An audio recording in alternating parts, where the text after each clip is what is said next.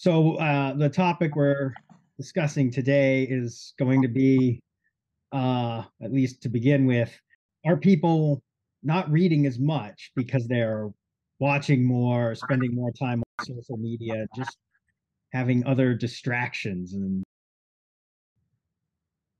I know I'm guilty of this. I've been I've been scrolling through like Twitter when I should be reading or writing. Well, Yeah, but then, I find that too. I'm reading quite a bit, but then I hardly watch anything. So but having a blog and having to not only put out posts, but also read other people's posts and like things and comment on things. And, I'm always thinking about, okay, that's fine for this week, but what do I do next week? And so, yeah, it is a distraction, but I managed to fit in a bunch of reading anyway. So that's good for me. But I have a feeling other people aren't. And I notice people who read aren't leaving reviews. And that's sort of sad for those of us who hope to get a review or two from our readers. I I've been guilty. I don't know where I got it from originally, about 6 months ago. Quora dropped into my inbox. So I've tended to follow up a couple of those threads. And then you read the one thing that's come up on your email, and then it says, and then you scroll down a bit, and then there's another fascinating kind of topic underneath. So you click on that, and then you realize that an hour and a half's gone past and you're still on Quora. And you think, oh dear. Um, so, yeah, I've been guilty of that myself. well, I actually used to read quite a lot more, and then two things shifted that. And biggest shifts wasn't because of the time I spend online. Actually, the first one was when I had a job where I had a 3 hour a day commute. I would just get home and I'd be just kind of not into reading. I must admit, I really went off from reading every single night to maybe on the weekends. Um, and then maybe. And the second thing was, I hate to say this, but when I turned 62, I think it was, I had to get reading, 63, I had to get reading glasses. And and the thing is, besides the fact that it's annoying that I have to keep finding them whenever, but it's shifting back and forth because if I have them on, I can't see a thing else on. It's only for reading. So my eyes get really tired faster. And the shifting back and forth actually adds to that sort of strain. So if I'm reading and I get up to do something, off they come and my eyes are shifting. So I tend to, when I'm reading, can't have one of those 2 hour marathon sessions. It's like half an hour at most. And I'm in my, so age, what are you going to do? But I can think of all sorts of um, examples of how in my life and people I know, reading is not as common as it used to be. Because when I was a kid and up until smartphones became a thing, I always had a book or a magazine with me wherever I went.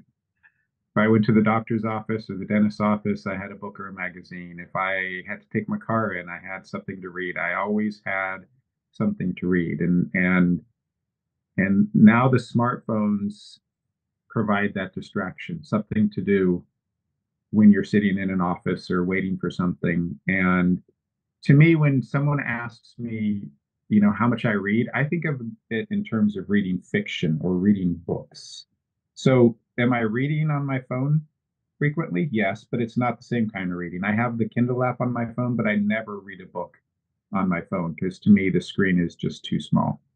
I read on a Kindle and I read paperbacks or hardbacks, but the phone screen for reading, it just, for me, for some reason, it's just like, that's offensive to me for some reason, trying to read a book on the little phone screen. Um, but my kids, they were, especially my older son, he was a voracious reader. It started when he would never willingly go to bed. And at one point I said, okay, as long as you read for a half hour, you can have an extra half hour. And from that moment, he became a voracious reader. I mean, he just, he's one of those kids who read the Harry Potter series at least 10 times. as a child, probably, and anything else that he could get his hands on. But as soon as he left home, he doesn't read anymore. He has his phone. Same with my younger son. Not quite as addicted to the phone, but he just as soon as he left home, he stopped reading. And when you think about it, just there's so many people who don't read anymore, and maybe they've never read. But why read when you can sit in front of the TV and stream 6 episodes of some show and just a lot of these things that we have available to us now take up that kind of leisure time that people used to spend reading. I think culturally, and I have no data for this, obviously, I'm just going by the outcome. I think culturally in at least America, there has been a massive shift to the type of media that you want to get your information on. So what I mean by that is if I go to a news site to read an article, I have to swat away the video of that article because their assumption, the UI assumption is people are going to come here to watch the article, not read it. And this is like almost any article. Some of them won't even have a person or anything there. It's just a voice and the words showing up. And I'm like, I can read, and since that seems to be default mode, my assumption is that I guess kids brought up with much more a richer set of AV type materials. It was never just a book, a textbook. You've got all sorts of events. In some cases, you'd have images on the screen plus text, whatever. So I think the emphasis on using the written word to get your information may have shifted because that seems to be the default. Yeah, it's funny you bring that up because with news websites and sports websites, when I see a headline that intrigues me, but then I see that it's a video instead of a text document, I never click on it because it's like I don't want to see talking heads tell me about this. I want to read an article. I want to see it in words. And you have more control over what you're getting because you can read the first paragraph, skip a bit because now they're going on to a recap that you already know, jump down, whatever. Instead of I don't get it. I think it's an easier mode to deal with, but if you haven't done it your whole life, I guess your reading ability is lower and your speed is slower. So you would say, and that's another thing. To me, the videos take a lot longer than I can read through an article. Yeah, exactly. Kind of a shame, but culture changes. My younger son is starting to read a little bit more, but the other thing I was thinking about, I know people who have said like when they went to law school or they went to grad school or while they were in school, they stopped reading for enjoyment because they were doing so much reading for their educational program. They didn't want to read beyond that. And it's like, wait a minute, when I was in law school, my reading for entertainment purposes was part of how I got through law school. I mean, not having that opportunity to escape and spend some time doing something I enjoy, that would have probably killed me in law school. Like I said, I read constantly, and the phone is kind of ruining that now, but that's what I do. I have to laugh because when I was in grad school, I would read a bit more because I was procrastinating doing the reading hours assignment. And I'm a big procrastinator. So I got so fed up of reading telephone book directories of information, for research for programs that I would literally leap into any bit of very run-of-the-mill type of novel as an escape, just like I said, it was just totally different. And I could read those and really enjoy it. And I didn't have to make notes and I didn't have to, salient points, that I didn't have to reread it to understand what the hell it was all about. So yeah, that was my escape. That's kind of the thing about reviewing books. I write some sort of review for just about every book I read. And that does put a little cloud over reading because it means, I keep thinking, okay, I'm going to have to write a review of this. And especially if I don't really like the book and I'm not about to quit, but I'm going to be critical about it, I really have to sort of get my thoughts in a row. I even make notes sometimes, and that sort of turns reading into work, even though I still enjoy it and I do it. But it's just kind of just that little less of a carefree thing about it now. So, but I figure that's part of being a writer, is you kind of participate in the whole process, and that means letting other people know what you think of a book, including the author of the book. That's why I kind of, forgive when people say it would be nice if people left more reviews of your book. I say, well, but I understand sometimes you're busy or whatever. And plus, the other thing is because of products, people are flooded with review this product, review that, things You buy a cushion or something and you have to review it. Which I think people in the moment. Sorry, go ahead. I actually do write a review for every book that I read.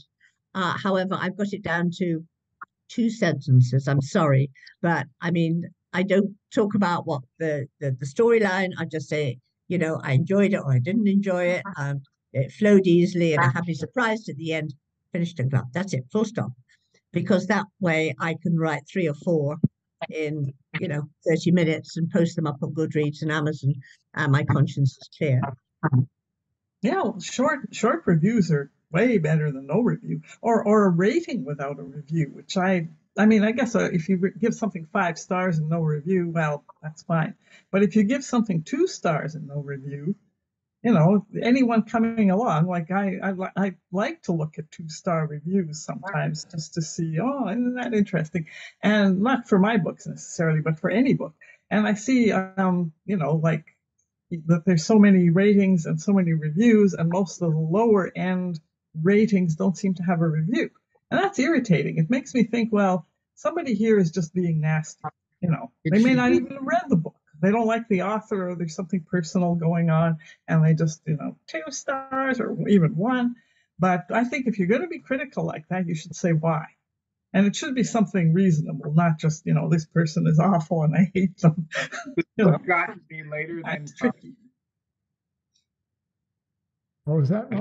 The 1-star reviews because the book came 2 days later than promised. Yeah, or the cover was damaged. But yeah, it should be banned. It should be banned to leave like a 1-star review and not say why. Mark, when you're president, you're gonna need to take care of that. So okay, I will do that. That will be my first order of business. The funny thing is that when I'm looking at books on Amazon or somewhere else, I tend to read the 1 and 2-star reviews more than the 5-star reviews. Because I don't know. It's like the 5-star reviews, they're a fan of the book or for whatever reason. I want to read the review by someone who kind of wasn't. I don't know how to describe it, but I feel like those are actually more informative. The 3-star reviews are the sweet spot. Yeah.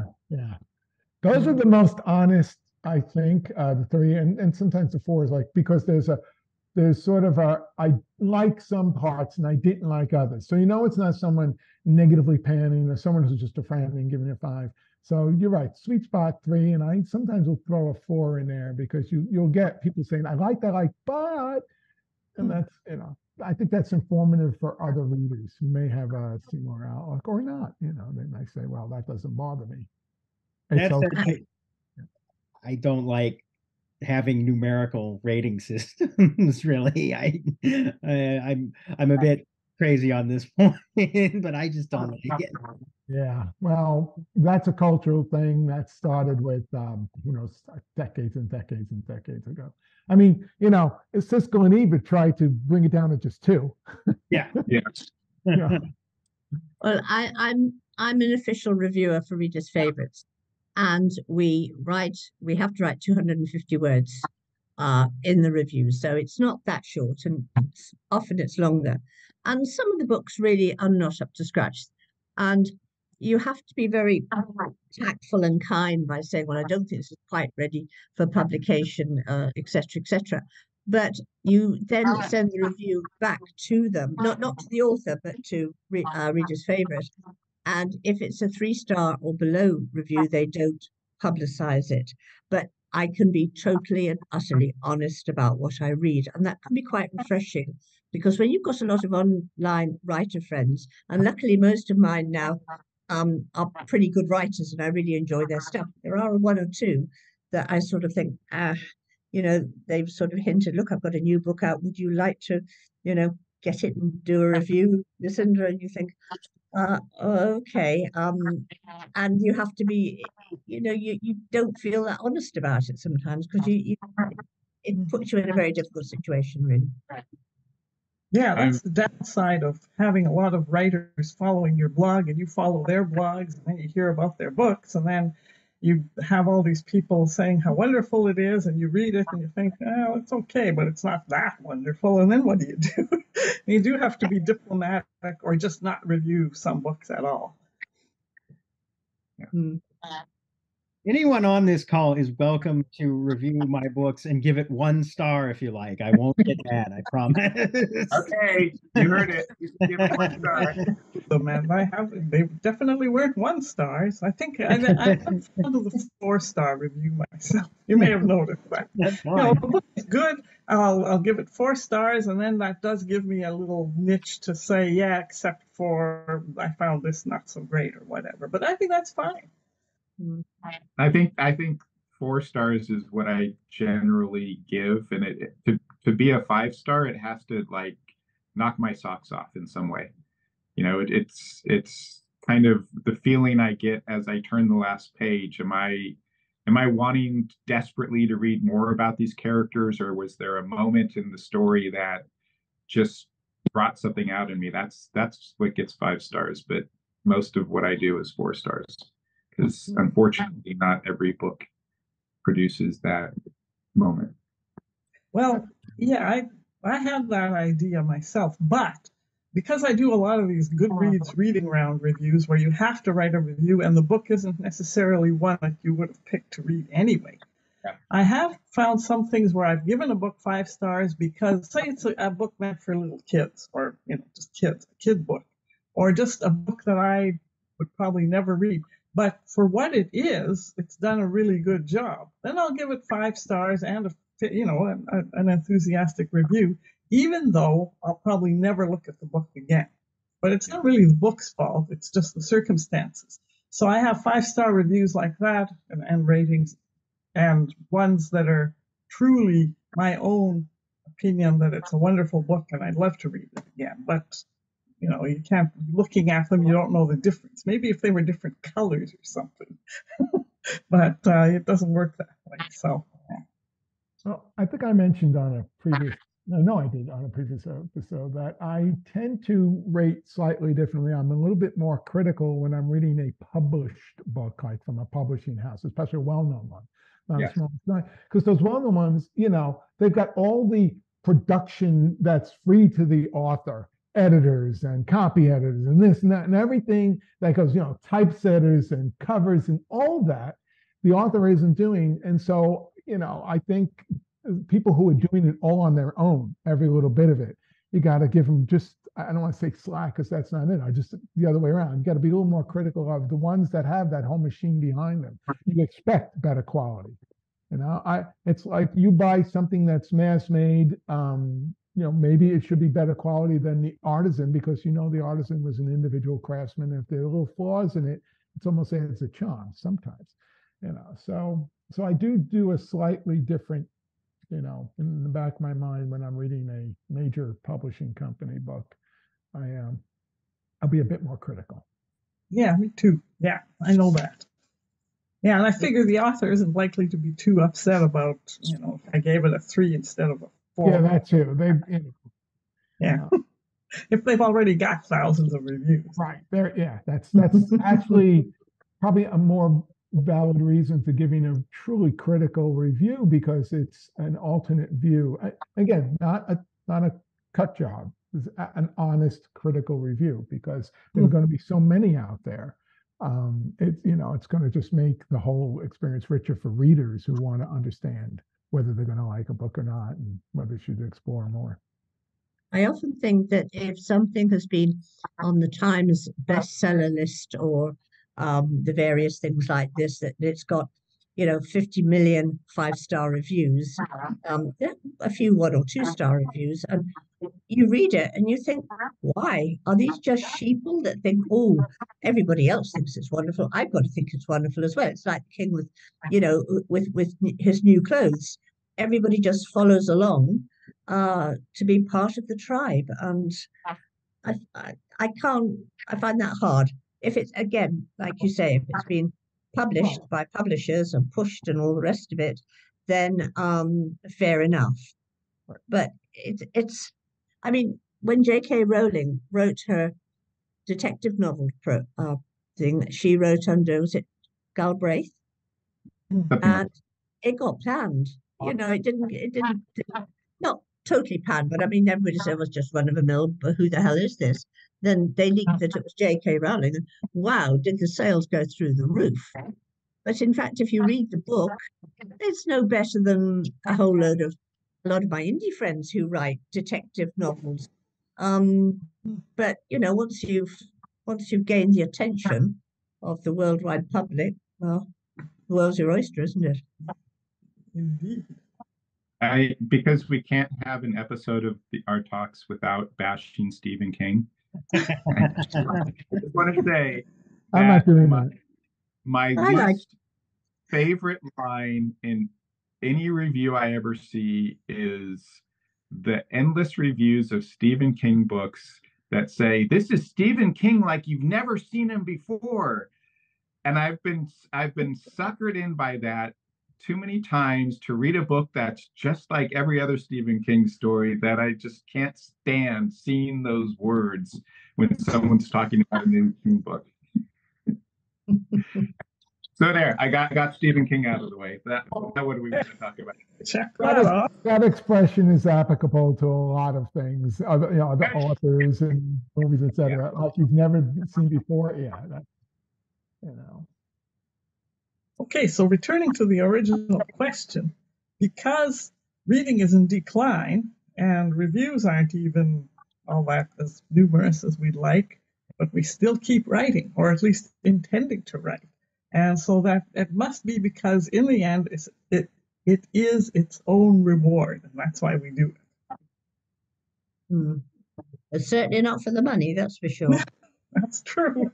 I mean, I did enjoy when I was getting paid, and it came a time after I'd been writing for a short while that I didn't write anything unless somebody came to me with a contract in one hand and said, write about this, and I'd scribble my name and off I'd go. I'd be quite happy. So it's quite hard when I first started writing books, knowing that I probably wouldn't get any money for them. And well, let's face it, I'm still eating, but no, we don't do it for the money. That's for sure. But why does everybody seem to think that we are earning megabucks? Maybe because they compare us to Stephen King and J.K. Rowling. Yeah. Those guys are writers, so anyone who's a writer is like that. Yeah. I'm amazed at people who I view as being successful writers who aren't making any money, or they're not making a living. And I can't really give an example, but every once in a while I see a story about a writer who I would think they're doing okay, and it's like, wow, they have to teach courses and do all sorts of other things to make ends meet. It's not just living on the royalties of their books, even though they might have a bestseller here, or something close to a bestseller or whatever. And it's like they're still, kind of what's the gig economy, still trying to find all sorts of different ways to supplement what they're making on their books. Mm-hmm. The only one. Yeah. Sorry, go on, Audrey. Well, okay, I was going to say, I think with most of us indies, you'll notice a lot of us are older and we're probably just living on our pensions that we earned by doing other stuff. And now that we've got the time and our brains are still working, we write and we publish. So that's how that works. But I think a lot of truly professional writers, especially of literary fiction, I think the way they make their living is by teaching. Yeah. And, either giving courses all on their own, or they join a an educational institution if they're lucky and they earn their money that way. I think that's how it works. And if they hit a certain notoriety, they can do book tours and things like that, which again is being partially paid for, but they're also, they get paid for events, for speaking sometimes. Sometimes Yeah. it's by the publisher pushing them there, but sometimes they get a paid event speaking. So yeah, well, any little bit helps. That's an interesting thing because I get where people get the notion that every actor makes millions, even though it's not true. You have so many actors out there that do small parts, etc., and they're living, and we've all seen with the writer's strike what that's all about and the actor's strike. But again, there aren't that many Rowlings and Kings out there, or Grishams, and I still don't know where they get that, or any of the arts. Like, if somebody's a painter or photographer or whatever, I don't know where people get this notion that they're making, it's okay for us to steal their work or whatever. It's, they're making a lot of money anyway. Like, it's not portrayed in the media. Well, but it's because what they see in the media are the ones who are successful like that. But unlike actors, well, actually, but in terms of writers, that you don't hear. I'll give you an example. The guy who led the workshop that I did at Mendocino Coast Writers Conference a number of years ago, his name is Peter Orner, and I don't know if any of you have ever heard of him, but he writes literary fiction. He's very successful at it, but he has to teach. He has to do other things to supplement because he's successful at it, but not in a way that means he's making a good living at it. But you don't hear about Peter Orner. You hear about Stephen King. You hear about J.K. Rowling. But even so, if I were to stop somebody on the street and say, give me the names of 20 or 30 famous actors, they'd be able to do it, all multi-million-dollar actors. But if I say, give me the name of 10 current living authors, they'd be pressed to get past those. So like I said, people know there are tons of books out there, but where is the impression that there must be all making that level? Because I never see or even hear of more than 2 or 3 for the average person. We readers tend to know a lot more, obviously, but the average person. So I don't know where the culture gets that impression that any artist is making a fortune. Starving artist, is a more obvious term. Speaking engagements, I've done quite a few, but generally not encouraged to talk about my books. And it's a free lunch and a bottle of wine, although I'd say please forget the wine and prefer the chocolates. But certainly no cash in hand, that's for sure. No, not for, like I said, I was about the ones that achieve notoriety. Like if you are a Stephen King, etc., you can actually get a good amount of money doing paid speaking events. Now, if you're not, again, notoriety is the big key. Well, politicians do better, don't they, Richard? Oh yeah, no, that's an entirely different conversation of how they get that. Yeah, they're speaking engagements. When you're friends with the dean. There's a song called "Everything Is Free," and I can't remember the singer, but I'll share that in email or something like that when I remember it. But it's basically about this. It's him, the singer, singing from the perspective of a musician, where he basically can't make money at it because everybody expects everything to be free now. Yeah. But even in the old days, go back 100, 200 years, even people like Mozart or Haydn or the great painters and so on, they had sponsors. They worked for people who said, come and paint my royal family one by one, and it'll take, whatever. So they weren't actually making money from an individual thing that they produced. They were making money for writing for a boss, if you like. Right. And actually, many of them stayed poor even with that. Like Mozart never got paid by his wealthy. So, a lot of them were poor and stayed poor even when they got some notoriety with them back then. So, yeah, it's definitely no one does it for the money. That is with rare exception. I have something else I need to get to in a few minutes, so this is probably the only portion that I'll participate in if you guys want to continue on. But I do think And we have kind of talked about some of these other issues or questions that were possibilities for today, but I do think it's important. It's interesting. We've just talked about the fact that we don't read as much as we used to, and we see that happening around us as well. So these other questions we talked about how we communicate with our readers, what platforms do we use to try to reach them or to try to sell our books, and again acknowledging that we're not necessarily in this to make big money. We're in this because we enjoy writing, but still at the same time, we are publishing our books. So in a world of fewer and fewer readers and more writers doing what we're doing, how do we reach them? And that's the $64,000 question for me, and it has been for years in terms of how to. And I from my perspective, I've almost completely given up on online promotions and the websites that promise to promote your book. And I've started to shift more to just local stuff, in terms of getting associated with local writers groups, and then doing local events and seeing what happens with those. Mm-hmm.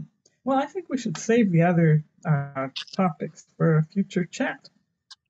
Like that one, the promotion, and also whether some seasons are more productive, and how do we make our character backstories.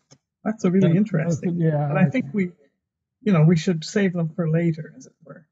Yeah, I like that last one especially, and that's a very sort of different topic, so that would be good for another conversation. I can end facetiously here by pointing out that we talked about the money and everything. My thing is, I don't think AI is ever going to replace authors, because at some point when these companies go in and make AI authors, they're going to realize that the cost of maintenance on the AI program is not worth the money they're getting back. So Very That's a nice thought. when they find out their AI writer has only made $10 over the year, they go, "Why are we doing this?" So, I like that. Exactly.